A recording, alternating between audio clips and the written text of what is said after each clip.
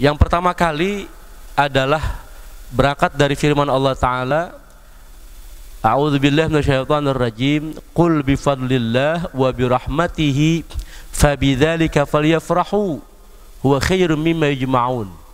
Katakanlah dengan karunia Allah dan dengan rahmatnya. Karunia Allah itu ditafsirkan adalah al-Islam, kemudian wa birahmatihi, dan dengan rahmatnya ditafsirkan dengan Al-Quran. Maka dengan yang demikian itu falyafrahu, hendaklah mereka bergembira, menggunakan lam taukid, penegasan, ataupun lamul amr, ya, perintah, menggunakan juga fi'il mudhari, kata kerja yang sedang berlangsung. Maknanya kegembiraan itu terus berlangsung, di mana kegembiraan kita terhadap hadirnya Islam pada diri dan keluarga kita, hadirnya Quran pada diri dan keluarga kita, yang kedua-duanya tidak akan sampai kepada kita kecuali melalui jalur Nabi kita Muhammad Rasulullah SAW. Kegembiraan kita akan hal itu khairun, lebih baik, mimma yajma'un, dari apa yang kita kumpulkan. Ta'birun 'anil farah was surur, adalah sebuah ekspresi kebahagiaan dan kesenangan kita. Wa qad intafa bil kafir, bahkan sungguh telah mengambil manfaat siapa orang kafir. Beliau menggunakan kata-kata fatrabu. Fatrabu itu gembira, riang gembira, bukan sekedar hati. Dari kata-kata fatrabu keluar istilah mitrobah, alat pukul, alat musik. Nah, kita mulai dari yang pertama, surah Al-Ahzab ayat yang ke-6. Allah Subhanahu wa taala berfirman, "An-nabiyyu aula bil mu'minina min anfusihim." Siapa itu nabi? Adalah orang yang paling utama dibandingkan dengan orang-orang mukmin daripada diri mereka sendiri. Maka kalau mau ditelusuri di antara tanda-tanda kecintaan kita kepada Allah adalah bagaimana cinta kita kepada Rasulullah. Dikatakan ad-dinu mahabbatur rasul, bahwa inti dari ajaran agama ini adalah cinta kepada Rasul. Wa'lamu anna fikum Rasulullah, ketahuilah bahwa di dalam dirimu ada Rasulullah.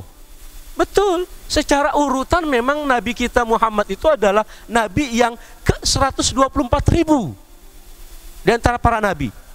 Betul, Nabi kita adalah Rasul yang ke-313 Rasul. Tetapi kalau kita telusuri jauh sebelum itu, jauh sebelum Nabi Adam tercipta, Nur Muhammad sudah tercipta daripada Nurullah.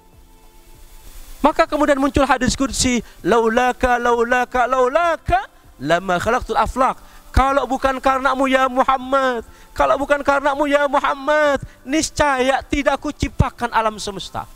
Kalau kita sudah menerima an-nabiyyu aula bil mu'minin, maka kita bisa beranjak pada ayat yang ke-21, laqad kana lakum fi Rasulillah uswatun hasanah.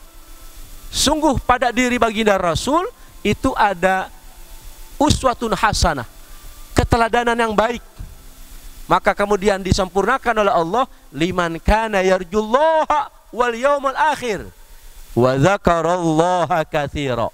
Bagi orang senantiasa hatinya terpaut pada perjumpaan dirinya dengan Allah dan hari akhir, orang yang bisa menjadikan Muhammad itu adalah uswatun hasanah wa dzakarallaha katsira adalah orang-orang yang memiliki pondasi zikir kepada Allah yang banyak.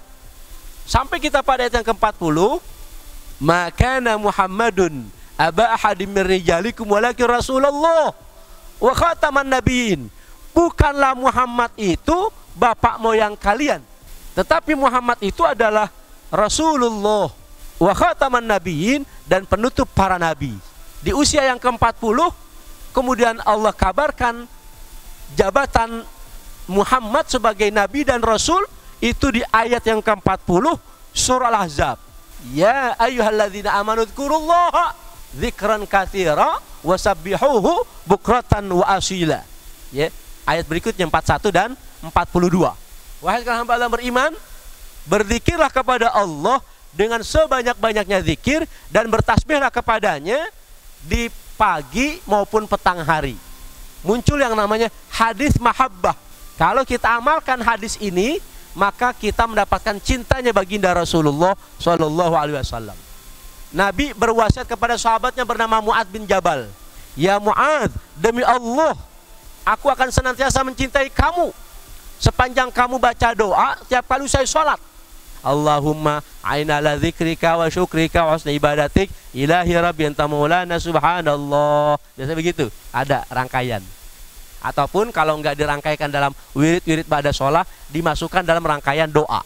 Allahumma aini ala dzikrika, ya Allah, jadikan aku, bantu aku, tolong aku untuk menjadi hambamu yang pandai berzikir.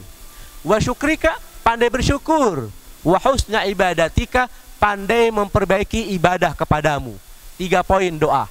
Orang yang semangat berzikir dipastikan dia akan dengan mudah menjadi orang yang pandai bersyukur. Jadi syukur yang terbaik, yang memiliki fondasi dalam hati, ada koneksi, ada usul, ada ketersambungan, selalu ingat kepada Allah. Maka ayatnya fadhkuruni adzkurkum washkuruli wala takfurun. Maka ingatlah kalian kepada aku, niscaya aku akan ingat kepada kalian. Washkuruli wala takfurun, dan bersyukurlah kalian kepadaku dan jangan kalian kufur. Allah rangkaikan zikir dengan syukur. Orang yang pandai bersyukur kepada Allah, hampir dipastikan ibadahnya terus mengalami peningkatan. Puncaknya dari tadabbur surah Ahzab kita adalah ayat yang ke-56. Innallaha wa malaikatahu yusalluna 'alan nabi ya